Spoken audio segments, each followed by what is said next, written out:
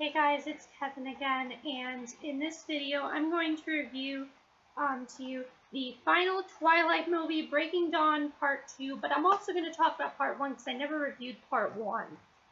Now, before I get into this review, I'm a pretty big fan of Twilight. I actually found the first movie through one of my friends. One of my friends couldn't stop talking about it, so I finally saw it, and I remember I wasn't the hugest fan of it. Then I saw New Moon, and that's when I really started to like it. And by Eclipse, I was hooked.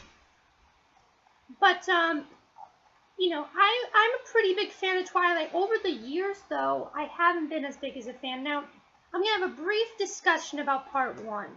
Just a brief synopsis. I thought Part 1 was good. But I felt like it was missing something that the other two films, New Moon and Eclipse, had. But it was still really, really good. But I still felt it was missing something. And I couldn't figure out what it was that was missing.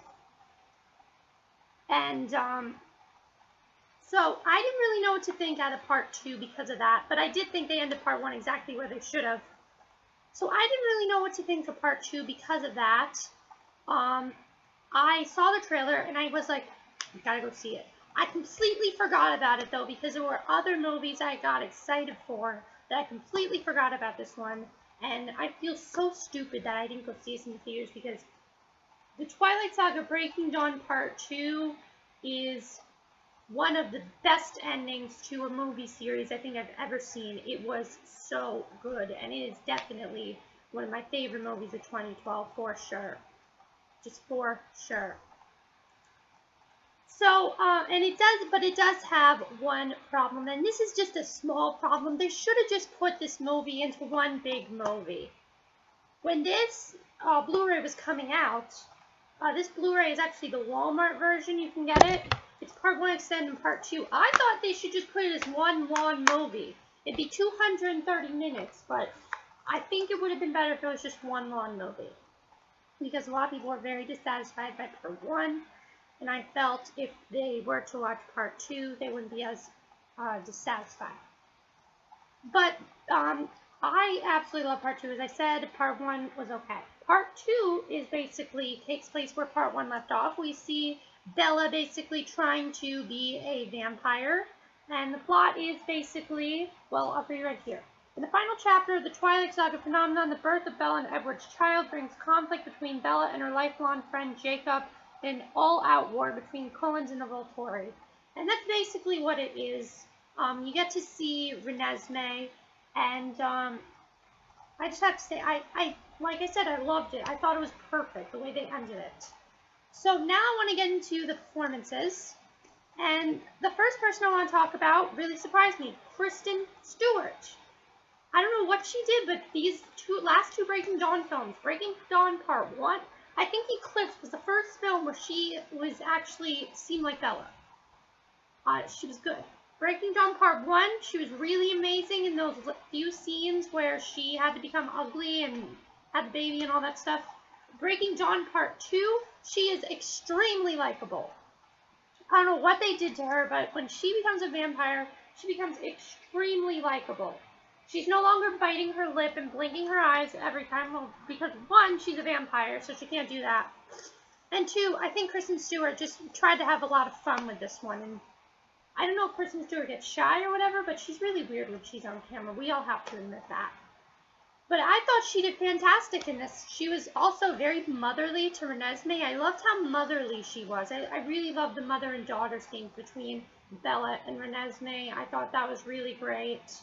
How that all worked out. And I also thought that I loved her narration. I think this one had the most narrations throughout the whole thing. Twilight, I think, comes into second because that one had quite a few narrations. New Moon kind of abandoned it, and then they started doing less of it. In each movie, they started having her just say something in the beginning and then a little bit towards the end, but this one, she's basically narrating most of the movie, which I really liked. I thought her narration was very good, and I think that's what makes this series so good, is Bella's point of view. So I was just so impressed with Kristen Stewart, because Kristen Stewart is not one of my favorite people. I do think, though, she is a great actress when she can do well, when she can work well. I mean, she's had good material in Twilight, but she hasn't exactly worked well with it.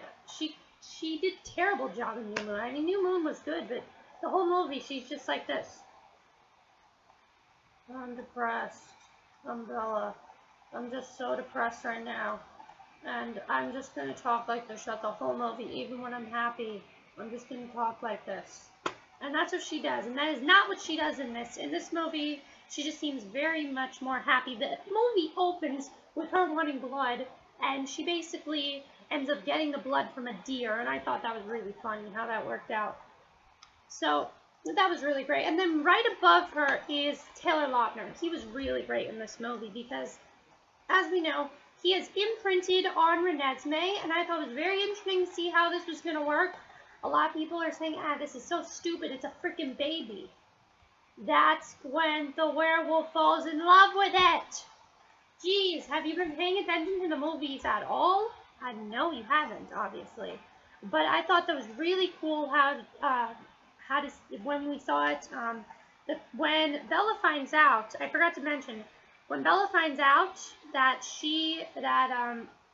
Jacob likes Renesmee, she kind of just like, you imprinted on my daughter! And I thought that was an amazing scene, not really something we've seen from Kristen Stewart as Bella so far, and I just really liked that scene.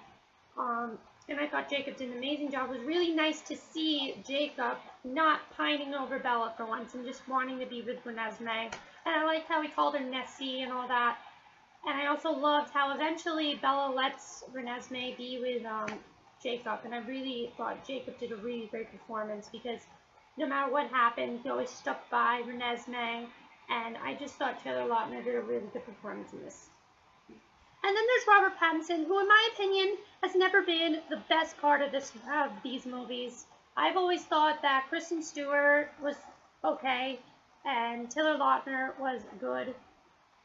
But everyone was good in this movie. I mean, Robert Pattinson's never been the big part of this movie. He's very one-dimensional. Not really one-dimensional, but he's just the one that's there. Edward's just the one that's there, but he's pretty good in this, actually. He has some good parts, but nothing extraordinary. But I thought Kristen Stewart and Taylor Lautner did a great job. And then the only other person I want to talk about is Mackenzie Foy as Renesmee. Perfect. She was perfect for the role, and I absolutely thought she was great for the role because when she basically is, growing up, it's amazing because it just shows you how good she is in this movie because she can go from this little to this little to this little to this little. By the end of the movie, she's like this little. And she's a freaking 10-year-old.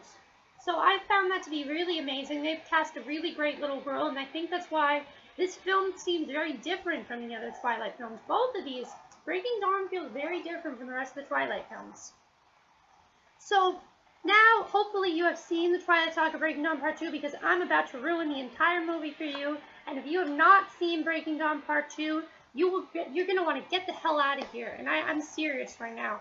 I'm about to spoil some major, major plot points, so just get the hell out of here if you haven't seen this movie already. Alright, so the main thing I want to talk about with spoilers is the big fight scene. I thought that was pretty incredible how that all worked out. It was really well choreographed, I think, because everything worked really well. I thought it was great how it just starts with Carlisle. I thought he was actually dead. I thought they were actually going to kill off Carlisle. I didn't realize it was all just a dream. I thought they were actually going to kill off Carlisle and all these other people, and that's how it was going to end. But I'm glad it didn't end that way, but I think at the same time it would have been cool to see an actual fight, and I'm really glad we got one last big fight. It was amazing, and I loved how it all turned out to be just a vision, though, of what could happen if, the Volturi try to come after Renesmee, and I thought that was really incredible. And then the other thing I want to talk about is the whole thing with the ending. I just thought the battle scene was really incredible overall. The other thing I want to talk about is Bella's secret, how she can, the shields, I thought that was really incredible to see how they did that, because all this time, you'd think Bella was just an ordinary teenager, and suddenly when she's a vampire, she's so different. and she has the power of the shield. She's very motherly. She's humorous. She's tough, and she's just everything that when Bella was a human, she wasn't. And I really thought Bella's line was she was born to be a vampire, because she really was. She's better as a vampire than she will ever be as a human.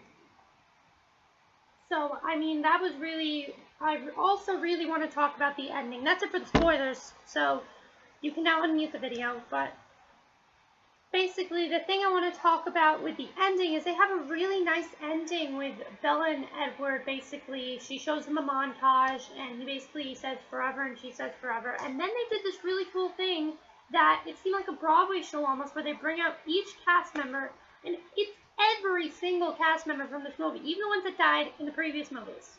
Yes, they show James, they show Laurent, they show Victoria, they show,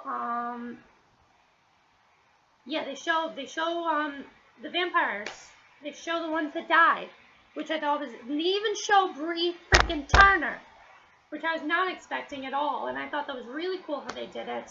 They had them all one last look to the camera, and with Bella, Edward, and Jacob, they took specific lines from the book and then showed that scene from the movie and then had a shot.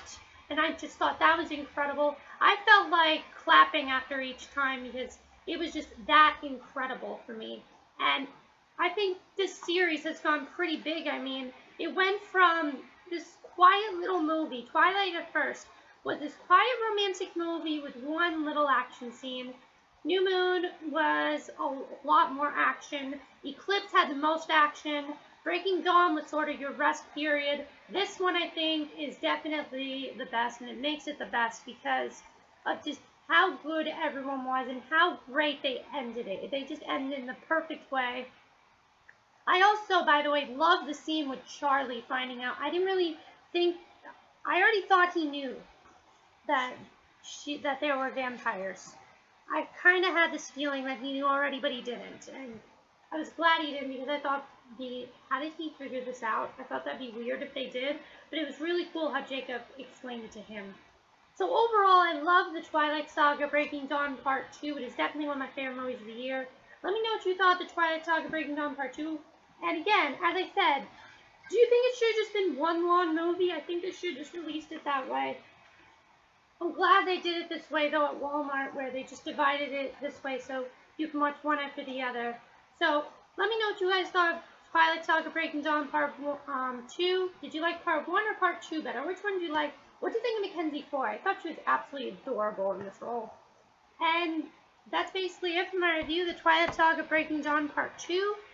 And in the description will be the trailer.